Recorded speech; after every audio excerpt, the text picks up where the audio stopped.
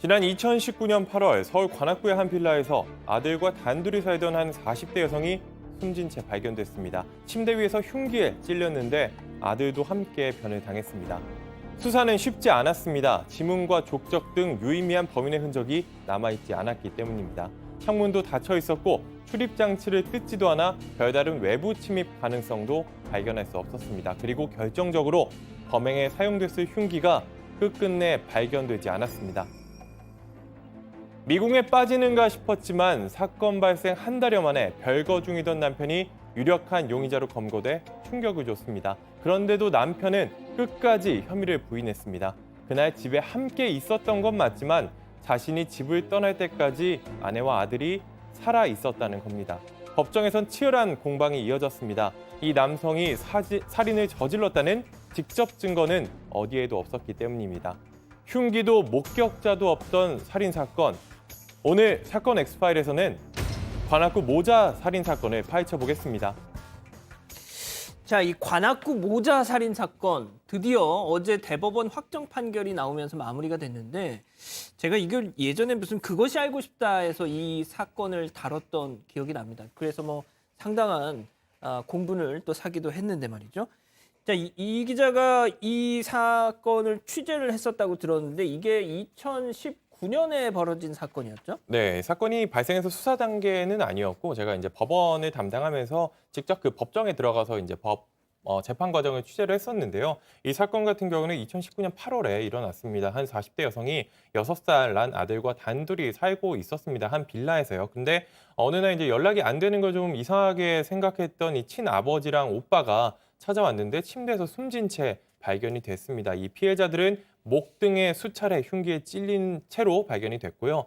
근데 좀 이상했던 거는 창문이 열려 있거나 현관문이 뜯긴 상황이 없었고 금품도 사라진 게 없었습니다. 그래서 여기에다가 이제 혹시나 모르는 성범죄 가능성도 없었거든요. 나중에 확인을 해보니까. 그러니까 얼굴을 아는 사람이 찾아와서 피해자들이 문을 열어줬고 이 잠을 자고 있는 무방비 상태에서 범행을 당했다 이렇게 파악이 됐고요. 그렇기 때문에 이 면식범에 의한 계획 범죄 가능성에 무게가 실렸던 상황이었습니다. 자, 면식범 소행. 그래가지고 별거 중이었던 피해자의 남편이 유력한 또 용의자로 떠올랐죠. 그렇습니다. 일단 이혼 소송 중이었고 별거 중이었는데요. 붙잡혔습니다. 남편은 도예가였습니다. 다른 곳에 공방을 구해서 보통 도예가들이 공방에서 작업도 하고 잠도 자고 하잖아요. 그렇게 따로 지냈는데 일단 아내를 그날 찾아갔었다는 것을 인정했습니다. 다 같이 잠들었고 그 다음에 새벽에 아이가 잠꼬대를 해서 깼다. 그래서 아이가 때문에 잠에 깼는데 작업장에 가겠다고 이야기를 하고 집 밖으로 나왔다. 이런 식으로 일단 진술을 했습니다. 그러니까 자기가 나올 때까지 아내와 아이는 살아 있었다. 자기는 범행의 피해자이다. 결백을 주장한 거죠. 근데 이게 사실 수상한 점이 한두 가지가 아니었습니다. 일단 아내 가족의 신고를 받은 경찰이 조사를 하면서 남편에게 사망 사실을 알렸습니다. 저도 이제 재판에서 현출이 돼가지고 그 목소리를 들었었는데 가족, 아내와 아들이 살해당한 사람이라고 보기 어려울 정도로 조금 좀 덤덤하고 목소리가 분위기가 이상했습니다. 보통 모르는 사람한테 전화가 와서 당신 아내와 아들이 숨진 채 발견됐습니다라고 하면 누구세요? 어디죠? 어떻게 된 거죠? 라고 묻기 마련인데 마치 전화를 예상했다는 듯이 네? 아, 네. 딱 요 정도였거든요. 그래서 전화를 걸었던 경찰관 역시 이런 변사 사건이라든지 살인 사건을 여러 번 이제 수사를 했던 베테랑 수사관이었는데 그 수사관 역시 그런 식으로 증언을 했어요. 내가 이런 사건 많이 다뤘는데 피해자 가족들이 이런 식으로 반응하는 건 처음이었다. 그렇죠. 뭔가 이상하다.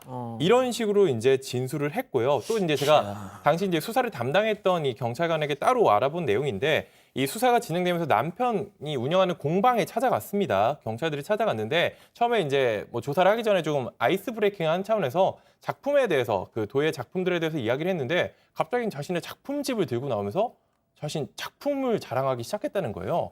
그래서 그 순간 수사관 같은 경우에는 그걸 딱 보는 순간 이 사람이구나. 그런 직감이 왔다고 이야기를 하더라고요. 그렇군요. 아니, 소장님, 인간이 겪는 가장 극심한 스트레스 중에 하나가 배우자의 죽음, 또 자식의 죽음이라고 저는 어디서 읽은 기억이 나거든요. 네, 그게 이제 스트레스 검사하면 맨 위에 가장 강력한 스트레스를 주는 요인이에요. 그런데 지금 6살짜리 눈에 넣어도 안 아플 만한 아이까지 같이 그것도 굉장히 잔인하게 살해를 당했는데 네. 이런 어떤 차분한 반응은 나올 수가 없죠. 웬만한 사람들은 다 놀라고 말을 잇지 못하고 충격을 받고 그다음에 이제 공방에 찾아갔을 때도 굉장히 좀 회피하는 모습인 거잖아요. 다른 얘기로 넘어가려고 그러고 이게 지금 경찰하고 그 피해자의 가족이 아이스 브레이킹 할 타임은 아니잖아요. 그러니까 이런 걸 봤을 때 굉장히 좀 평범하지 않죠.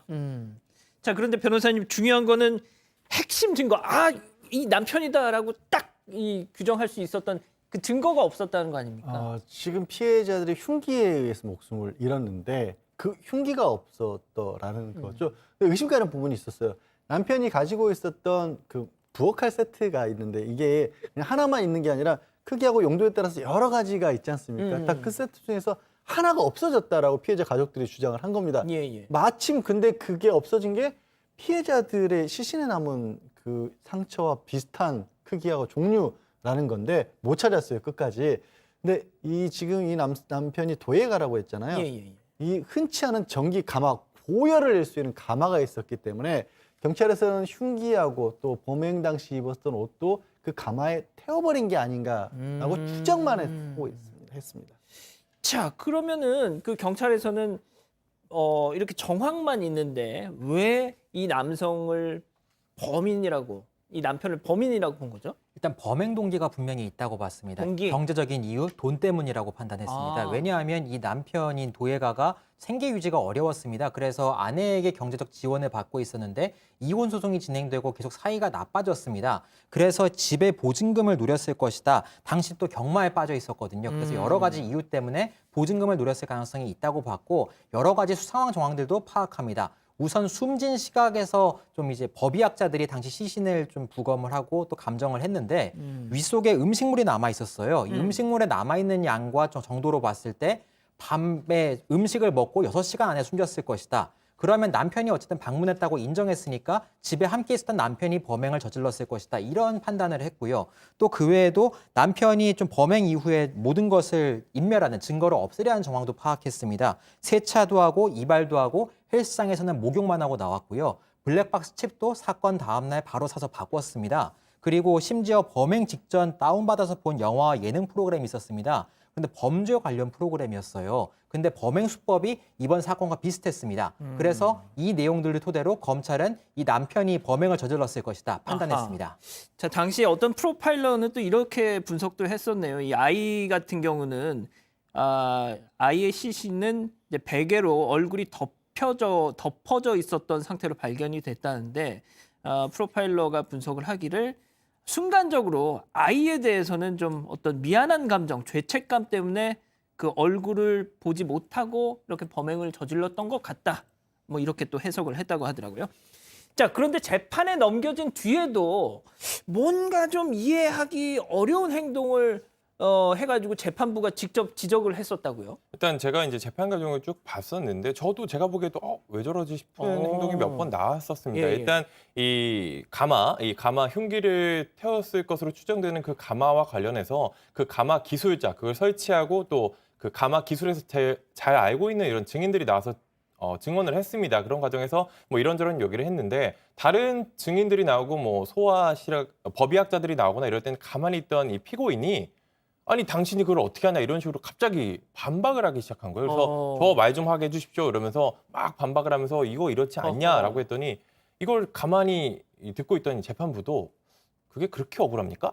라고 이제 이야기를 했거든요. 왜 그걸 이제 그러냐면은 이 기자가 직접 다 보고 네, 제가 현장에 들었는데 이게 사실 유무죄의 결정적인 증인들이 아니에요. 사실 이제 소화 시간이라든지 음식물 관련해서 법의학자들이 쭉 나왔는데 그게 사실 그 범행 시간과 관련된 거기 때문에 그게 좀 유무죄 결정적이었고 이거 흉기 없어지고 한 거는 사실 그 상황에서 그렇게 중요하지 않은데 그렇게 중요하지 않은 거를 자신의 생각과 다르다라는 의미로 강하게 반발하고 거기에 대해서 이제 재판부도 의문점을 나타낸 건데 제가 생각할 때는 현장에서 제가 느낀 거는 그러면은 반박을 안 했던 그 다른 이야기들은 그러니까 그거는 맞는 거라고 생각하는 거가 본인도 이런 생각이 들었었거든요. 그래서 결국 이런 태도도 좀 이상한 게 재판 과정에서도 여러 가지 이상한 상황들이 많았습니다. 소장님 진짜 이 남성의 방금 이 기자가 소개한 그런 모습들 조금 진짜 좀 이상하네요. 예. 일단은 다른 부분에 대해서는 반박할 논리를 못 찾은 것으로 보이고요. 그러니까 그리고 저는 굉장히 사람이 불안한 상태에서는 큰 그림을 볼 수가 없거든요. 그러니까 지금 큰 그림이고 굉장히 중요한 본질은 내가 범인이 아니다라는 여러 가지 주장을 해야 되는데 그거보다는 내가 딱 아는 그 한 가지 작은 사안에서만 딱 퍼부어된 걸로 보면 이분은 어떤 그런 심리 상태나 마음이 굉장히 좀 편안한 상태는 아니었던 것 같습니다. 자, 변호사님 1심부터 2심 대법원까지 쭉 유죄를 인정했어요. 네, 그렇습니다. 결정적으로 아까 말씀드린 것처럼 흉기가 없었어요. 사실 흉기가 되게 어떻게 보면 살인사건에서 굉장히 중요한 역할을 하는데 피해자의 소유였던 칼이 없어졌다는 것 말고는 흉기가 없었거든요. 예. 그런데도 불구하고 다른 가능성이 없다라고 1심 봤던 겁니다. 그러니까 피고인은 뭘 얘기하냐면 청부살인도 있을 수가 있고 다른 사람이 우리 저 아내를 해쳤을 수도 있다라고 얘기했는데 그냥 그럴 수도 있다이지만 그랬을 가능성이 실제로는 없어 보이는 겁니다. 아하. 그러니까 오로지 남아있는 가능성이라고는 이 피고인인 남편이 범인이라는 가능성이 남아 있었고 또 실제로 동기 또 성격 이런 것들도 어느 정도 뒷받침을 했다. 그래서 1심에서부터 무기징역이 선고가 됐고 항소심 대법원까지 그대로 확정이 됐습니다. 자, 변호사님 좀 짧게 직접 증거가 없는데도 정황만으로 유죄를 인정한 상당히 뭐 드문 사례죠. 많이 어느 정도는 있습니다. 그리고 이런 거예요. 합리적인 의심의 여지가 없다라는 겁니다. 다른 가능성이 아예 없다. 그런 겁니다. 그런 거군요. 알겠습니다.